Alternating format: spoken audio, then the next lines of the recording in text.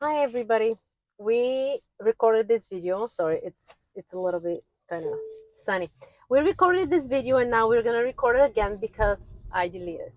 We were talking about mistakes we have made with Chris as a young athlete, and hopefully this video is gonna share. It's gonna kind of help you guys for whoever is struggling one way or another. If you find very similar things, so hopefully this helps you to improve your fencing. So I will start with a couple things. As much as I'm very trying to be very composed person when I'm coaching the fencers, I was very emotional fencer, I would say, right? Because you remember me from 18 years old and later, right? Mhm. So I was very angry at losing point, losing bouts, like a lot of athletes. But I feel like I couldn't figure out how to hold it, my emotions together. So I was slamming my saber on the ground, or just things that I despise in my behavior, and that's why sometimes when I see athletes do that, and I always remind them like I've been there, and you're gonna regret doing that, and I promise you, like it's gonna pass. But I feel at the moment you have so much anger towards everything. And in my case, my parents were barely able to afford me traveling. My uncle was paying for my trips when I went to World Cups and stuff. So for me, I did have pressure, but I never let this kind of dictate it for me. It was like I wanted to succeed so bad that I was actually forgetting to enjoy the process.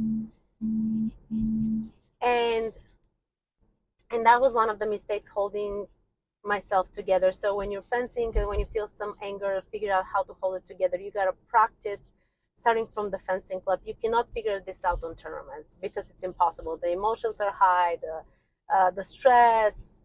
You're competing against somebody, then you have the referees, then you have people screaming. It's a lot of things. So I feel the best way is for you to start practicing at the club. And the other thing that is was big for me is the way I was training. When I moved to United States, I was able to train 5 days a week or even more if I wanted to, compared to Europe. In Europe, I barely had any training because I didn't have people who cared about me. I didn't have really coaches behind me. And before I moved to United States, I trained a little bit in Sofia when we started living together with Chris. But before that, it was bad. So so the training part is like I was trying to win all the bouts, because for me winning all the bouts means that I'm getting better as a fencer, and this is wrong. And you're going to see later on when Chris is sharing his mistakes, he's going to tell you his reflection. We were completely different personalities in the sense of training. He's just as competitive as I am, but I feel like he's doing the smarter part of the training, and I was doing more the I win all the bouts, it means that I'm great. But the thing is that in the club, you gotta train, you gotta practice parries, you gotta practice attacks, or certain things you wanna practice instead of necessarily winning the bouts. Because if you just try to win, you already fence those fencers for so long. You train with them, you know how to beat those kids. What's gonna happen when you go out there and fence a style that you haven't fenced over? So I think that is a big part. And then the other thing is like you trying to see, oh, if somebody's taking a day off, I'm going to take a day off. If I'm show up to if my friend is not showing up to practice, I'm not going to show up to practice. This is something that a lot of teenagers do, and I believe we did it in certain ways, right? I think so. But also like your your friends goals may be different than yours, and if your goal is to make the team but your friends goals are just to, I don't know, just having fun, the training is going to be a completely different approach. And you kind of have to sit with yourself and say, why am I doing this? Why am I training? Because trust me, the parents don't like when somebody's going to training just for the social part. It's getting very, very competitive, and when you go to the tournaments and you don't receive the results you want to receive, you got to kind of be honest with yourself, like what have you done wrong and what can you improve, and not sugarcoating and thinking like, oh yeah, I'm practicing this week, I practice 4 times a week, but the next 4 weeks you're practicing once a week. This is not going to cut it. The lessons itself are not just practice. You need more than that. You need the actual practice plus the lessons. And I think those are my mistakes. The mindset was a mistake too, in a sense of like being afraid not to lose. The thing with the mindset is like I've never had somebody to guide me what is the proper way. I'm coming from a country where if you say something in a sense of weakness, you're weak, you're not cut for this, you're a loser, you're like all those words that I will never use on my fencers or even myself in a way. um, were kind of what we grew up, and you're just being quiet, and depression didn't even exist as a word, right? I've never heard anybody saying I'm depressed, because you're not allowed to feel anything. You're going and you might be bleeding and you might be hurt, It's and you almost keep like pushing. you're good or you're not good. Yeah, you're either good or you're not. There's no in between. And the other one that I figured out mistake is talking mean things to myself when I'm not doing well. Like, you're not doing well in tournament, or you're not doing well in practice, you're staying with yourself and you're like, oh, you're terrible, you should do this, you should quit, you're this. And now I learned later on is like, will you say this to your best friend? Why would this be okay for you to talk to yourself this way if you are never going to say it to your best friend, if you're trying to support somebody, right? Yeah. So those are my personal mistakes that I'm remembering right now. Maybe we can have another video with more, but Chris can continue from that point. Well, for me, I don't want to really call them mistakes, but at the same time, I want to kind of define it as things that were missing. I guess I think I put in the amount of work, but I think in general, I think the goal setting was, I believe, more of something that was missing, and then something on the side of the street when you're being coached, like be more supportive, can be given more advice, and those are really things that I, as a coach, try to and am correcting to make sure that the kids get the right idea, and you do your best to kind of help the kids at the moment. It can be kids, it can be adults, it doesn't matter. But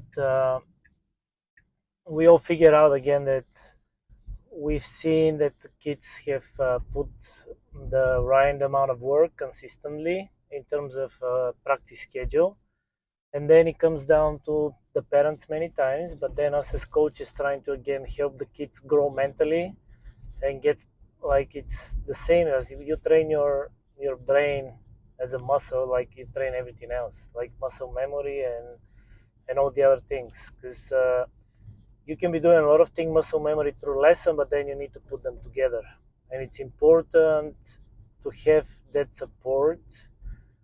And when somebody is observing practices, then can able to see, and nowadays with the videos this is so much better to do. Yeah. And because I mean, that's pretty much it. I believe I tried everything, but also we didn't go to too many tournaments as well. As I said before in a different post, that we used electric gear for 3 days before a big tournament. This is definitely not enough. Now, 8-year-olds, 9-year-olds, They fence all the time fans on electric.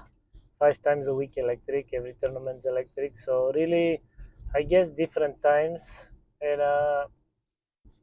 the key part again was to make sure that we can improve things going forward again as coaches. Yeah. Like, because I mean, again, here we had training, we kind of had that support also, that we could see the difference. Again, some similarity from back home, Yeah. but in general, us once becoming coaches, then we can see, hey, you cannot be negativity. I don't think kind of empowers anything. No. It's like it's because the reality is this: back home you have group of kids, and if they listen, if they do everything that they're told, then they can stay. If not, then you find different kids. Yeah. And it's a little bit different situation. But again, for me, again, number one thing would be, I believe if my mindset was a little bit better, I could have gone a lot further. So that's something that should not be ignored and be taken care of early on. And again, not putting way too much pressure on the kids, but really monitoring their growth. And the things that I feel like all the struggles we went through are making us, I feel, better coaches. I don't think if we didn't have the struggles, we were going to be where we are today. And that's why sometimes I've had the struggles, but honestly, like now, because I'm more mature, I guess, I'm grateful for the struggles, because then now we can help our fencers not go through what we went through, in a sense of the emotional support, the mindset, the way the practice is going, and all those things, right? Yeah. And it's again, go every day for us is to, as coaches, we are monitoring the the presence of the fencers. It's like how they act, how they behave. If Yeah. somebody's struggling with something, how we can put them on the right track as soon as possible. We need to we need to put attention to those things, because without putting attention, then the kid can get damaged in that way mentally. So we need to make sure that Yeah. we do our best. Yeah, great. So this is something that we want to share with you. I'm sure we're gonna have plenty more of those videos, but this is on top of our heads. As I mentioned, we recorded the video at home and I deleted it. I don't know why. It was anyway.